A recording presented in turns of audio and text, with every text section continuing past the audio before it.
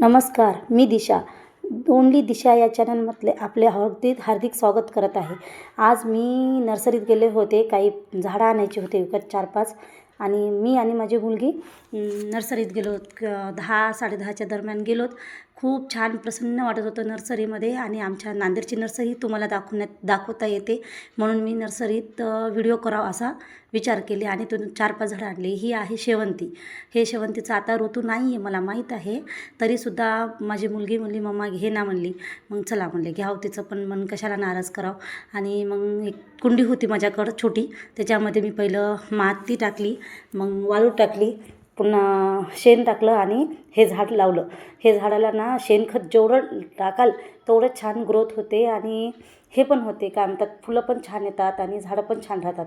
आणि झाड लावते वेळेस ना एक काळजी घ्यायची की त्याच्या नर्सरीतून आणल्यानंतर त्याच्या मुळ्या लूज करायच्या आणि मग झाड लावायचं. पहिल्याची माती काढून टाकायची, दुसरी माती व्यवस्थित करून व्यवस्थित त्याला हे करायचं, शेणखत वगैरे लावायचं. आणि ही आहे दुसरी कुंडी. ही ना गेल्या वर्षी संक्रांतीच्या वेळेस स्वानात आली ती, आमच्या कॉलनीमध्ये दिलते. तर त्या झाडाला पण मी तसंच ग्रोथ केले. पहिलं वाळू टाकली, मग माती टाकली, पुन्हा शेणखत टाकलं आणि एक माझ्याकडं छोटंसं झाड होतं, छोट्या प्लॅन्टमध्ये कुंडीमध्ये लावलेलं. तेच झाड मी ह्याच्यामध्ये लावलं. हे झाड पण खूप सुंदर आहे.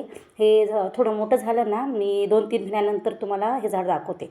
नंतर ही मोठी कुंडी होती माझ्याकडं, मी नर्सरीतून एक मोठं झाड आणलं, ते तुम्हाला पुढे दिसेलच. आणि हे कुंडी पण मी माती काढली, पुन्हा साफ केलं आणि ह्याला पहिलं छिद्र नव्हते, ह्याला 4-5 छिद्र पाडले छानपैकी. ही माती काढून दुसरी वाळू टाकली, पुन्हा शेणखत टाकलं आणि मोठं झाड होतं म्हणून त्यासाठी जास्त शेणखत टाकलं आणि कॉफी पावडर पण थोडं टाकलं. आणि मग पुन्हा वाळू टाकली, पुन्हा अजून माती टाकली, पुन्हा शेणखत टाकलं.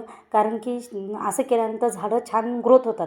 आणि हे दुसरं झाड आहे ना, ते झाड ह्याला काटे खूप होते, त्याच्यासाठी हाताला थोडंसं कापड वगैरे गुंडाळून किंवा हँड ग्लोव्ज घालून ते झाड काढलं. आणि पुन्हा माझ्या हाताला खूप त्रास पण झाला. मग हे झाडाची मुळा मी असं व्यवस्थित झाडून घेतल्या, पुन्हा काठीच्या सहाऱ्याने, लाकडाच्या सहाऱ्याने त्याच्या मुळा वेगळ्या केल्या आणि ते झाड लावलं.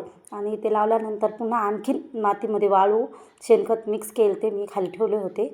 ते शेणखत वाळू मिक्स केलेलं पुन्हा त्याच्यात आणखीन लावलं, थोडं कॉफी पावडर पण मिक्स केलं. तर अशा प्रकारे हेच पण झाड लावलं. आणि हे माझ्याकडं हे एक होतं झाड, त्याच्यावर जास्त धूळ बसली होती म्हणून मी त्याला वॉश केलं आणि हे केलं, पुन्हा दुसऱ्या कुंडीमध्ये लावलं.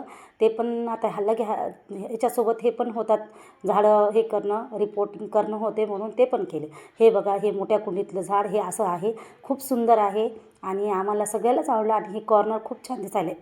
आणि हे म्हणले होते ना शेवंतीचं पण ह्याच्यात लावले.